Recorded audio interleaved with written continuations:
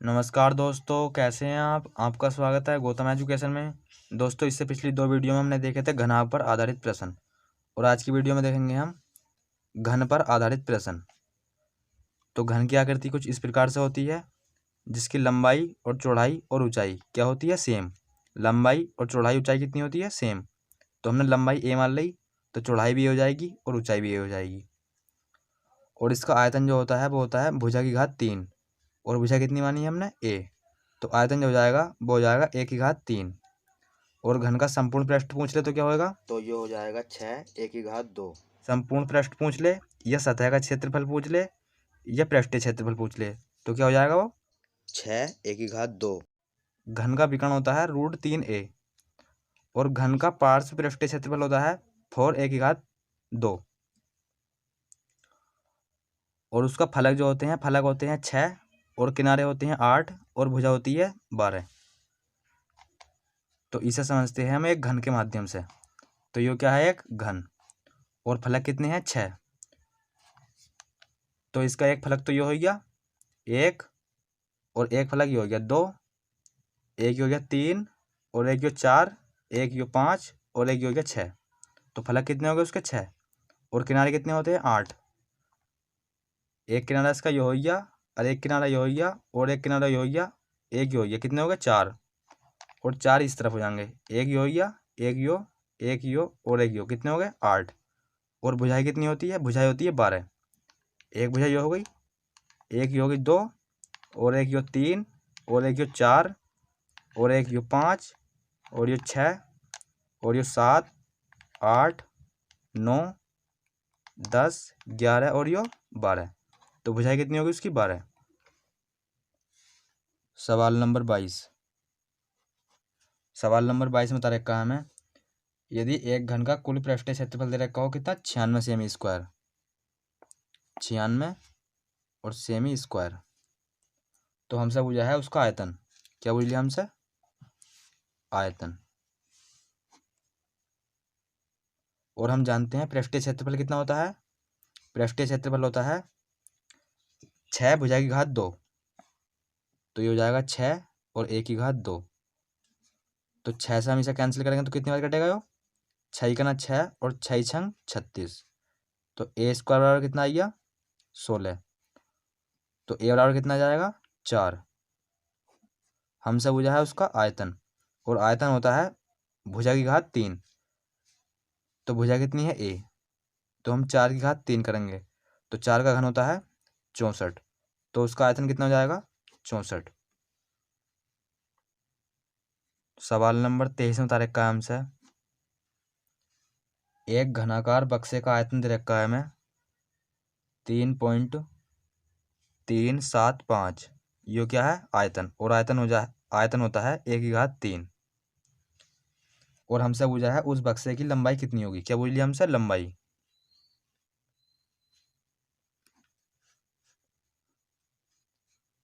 तो हम यहाँ से एक पॉइंट हटाएंगे, तो नीचे कितने जीरो लगाएंगे, 3, क्योंकि पॉइंट से बाद कितने नंबर है, 1 2 3। तो बटे में लगाएंगे हम 3 जीरो। और यो क्या है, इसकी घात 3।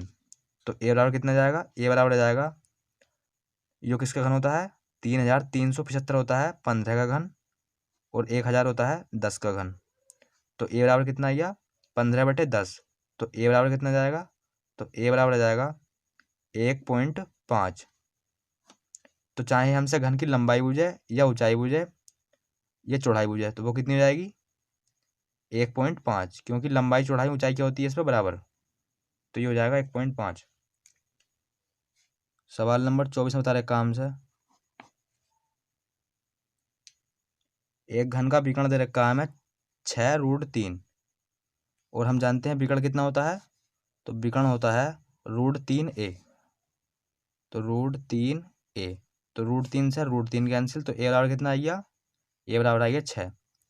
और हमसे सवाल में पूछा क्या गया है, तो हमसे पूछा है उसके कुल पृष्ठ का क्षेत्रफल तथा आयतन का अनुपात। तो कुल पृष्ठ का क्षेत्रफल होता है 6 a की घात 2, और आयतन होता है a की घात 3। तो a की घात 2 से a की घात 2 कैंसिल, तो यहाँ कितना बचा, यहाँ बचा a और यहाँ बचा 6। तो 6 अनुपात ए का मान कितना है, ए का मान है 6, तो 6 से 6 कैंसिल, तो इनका अनुपात जो बनेगा वो बनेगा 1:1। तो ये हो जाएगा इस क्वेश्चन का आंसर। सवाल नंबर 25 में बता रहे का आंसर, 3 घन जिनके किनारे दे रखे हैं हमें क्रमशः 3 सेंटीमीटर, 4 सेंटीमीटर और तथा 5 सेंटीमीटर पिघलाकर एक अकेला एक घन बनाया जाता है, तदनुसार उस नए घन का पृष्ठीय क्षेत्रफल कितना होगा। तो हमें क्या दे दिए, हमें दे दिए 3 घन जिनकी भुजा दे रखी है हमें 3 सेंटीमीटर और 4 सेंटीमीटर और 5 सेंटीमीटर। इन तीनों घनों को पिघलाकर क्या बनाया जाता है, एक घन। और इन तीनों घनों का आयतन और जो इन्हें पिघलाकर बना है उस घन का आयतन क्या होंगे आपस में बराबर, क्या होंगे, बराबर। तो हम लिख देंगे इस जगह बड़ा घन, बड़ा घन। तो इसका इसका आयतन कितना हो जाएगा, इसका आयतन हो जाएगा 27, और इसका घन करेंगे तो कितना हो जाएगा 64, और इसका हो जाएगा 125 बराबर में बड़ा घन।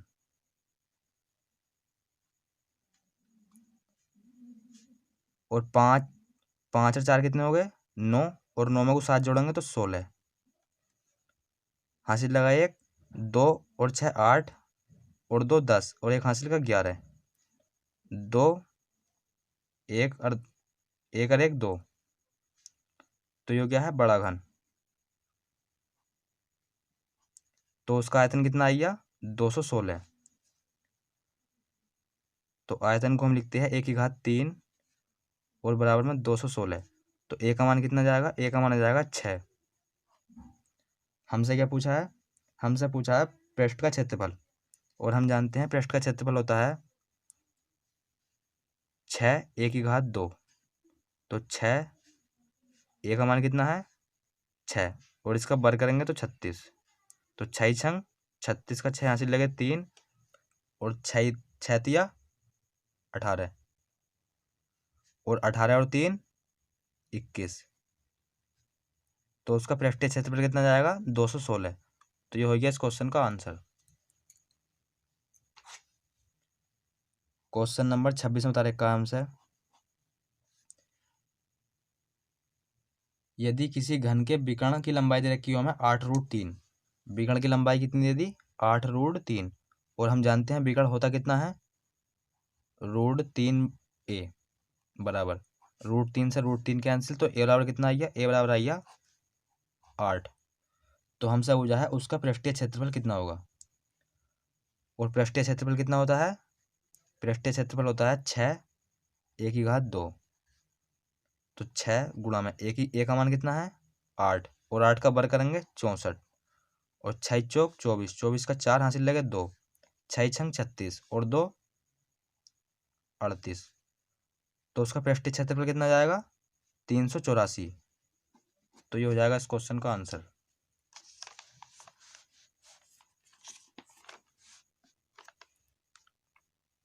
क्वेश्चन नंबर 27 में बता रहे का आंसर, यदि ए बी तथा सी क्रम से एक घन के शीर्ष कोने तथा फलक की संख्या है तो घोतक हो तो a + b + c का मान कितना होगा। तो a + b + c का मान क्या हमसे पूछा है, और a क्या हो, a होना चाहिए शीर्ष, और b होने चाहिए कोने या किनारे, और c होने चाहिए क्या, फलक। और फलक कितने हैं, फलक होते हैं 6।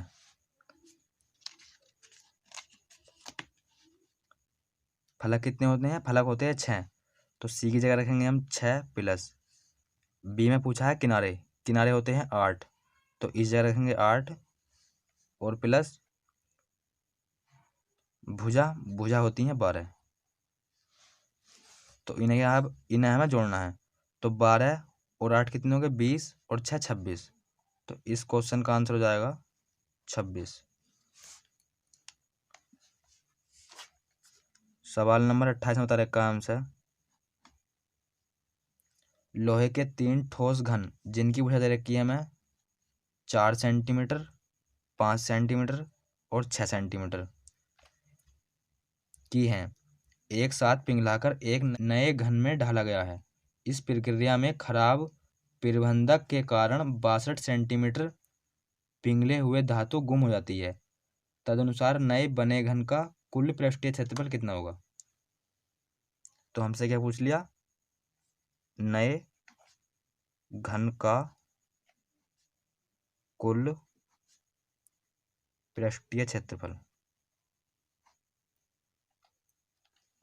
तो पहले निकालेंगे हम इनका आयतन। तो इसका आयतन हो जाएगा 64 प्लस इसका आयतन हो जाएगा 125 और इसका हो जाएगा 216।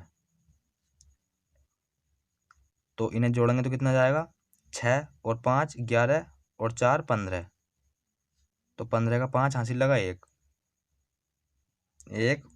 और 2 3 और 3 9 और 1 हासिल का 10, 2 और 1 3 और 1 हासिल का 4। तो ये कितना आ गया? 405। इन सब नंबरों को जोड़ेंगे तो कितना जाएगा? 405। और सवाल में हमसे एक बात और बताई गई है कि 62 सेंटीमीटर जो है धातु क्या हो जाती है? गुम। तो हम इसमें से 62 घटा देंगे। तो 5 में से 2 गए 3 बचे और 10 में से 6 गए 4 बचे और इस जगह 4। तो ये क्या आ गया? अब नए घन का आयतन। ये क्या आ गया? नए घन का आयतन। और आयतन को लिखते हैं हम 1/3। और हम जानते हैं 443 किसका घन होता है? ये होता है 7 का। तो इसका ए का मान कितना जाएगा? ए का मान आ जाएगा 7। और हमसे जो पूछा है वो पूछा है उसका कुल पृष्ठीय क्षेत्रफल। और कुल पृष्ठीय क्षेत्रफल होता है 6 1/2। तो 6 गुणा में 1/2। ए का मान कितना है? 7 और 7 का वर्ग 49 और 6 नम 54 का 4 हासिल लगे 5 और 6 चौक 24, 24 और 5 29। तो उसका कुल पृष्ठीय क्षेत्रफल कितना जाएगा? 294। तो ये होगा इस क्वेश्चन का आंसर। सवाल नंबर 29 में बता रखा हमसे एक घन का पूर्ण पृष्ठ वो कितना दे रखा है हमें? 150। और उसका हमसे क्या पूछ लिया? आयतन। क्या पूछ लिया हमसे? आयतन। और हम जानते हैं पूर्ण पृष्ठ जो होता है वो कितना होता है? 6 1/2। तो हम इसे 6 से कैंसिल करेंगे। 6 दूनी 12 और यहाँ कितना हो गया? 30। 6 पंजे 30। तो ए स्क्वायर कितना आ गया? 25। तो ए का मान कितना जाएगा? 5। हमसे क्या पूछा है? आयतन। और आयतन होता है 1/3। तो इसकी घात 3 करेंगे तो कितना हो जाएगा? 125। तो उसका आयतन कितना आ गया? 125। सवाल नंबर 30 में बता रखा है हमसे 1 मीटर 6 मीटर तथा 8 मीटर किनारे वाले 3 घन पिघलाकर एक घन में परिवर्तित किए जाते हैं। तदनुसार उस नए घन का सतह का क्षेत्रफल कितना होगा? क्या बोल लिया हमसे? सतह का क्षेत्रफल। तो एक घन की भुजा दे रखी है हमें 1 मीटर और दूसरे घन की भुजा दे रखी है 6 मीटर और तीसरे घन की भुजा दे रखी है 8 मीटर। ये क्या हो गए? 3 घन। और इन घनों को पिघलाकर जो है एक नया घन बनाया जाता है।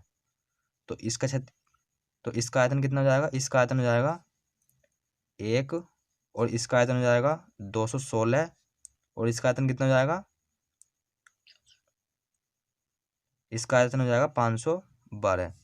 और इन्हें हम जोड़ेंगे तो कितना आएगा? 2 और 6 8 और 1 9, 1 और 1 2, 5 और 2 7। तो कितना आ गया? 729। तो नया घन जो है उसका आयतन कितना होगा? 729। और हम जानते हैं आयतन को लिखते हैं 1/3। तो ए का मान कितना जाएगा? ए का मान आ जाएगा 9। तो हमसे क्या पूछा है? सतह का क्षेत्रफल। और सतह का क्षेत्रफल होता है 6 1/2। तो 6, ए का मान कितना है 9 और 9 का वर्ग 81, 6 का ना 6 और 6 अट्ठे 48।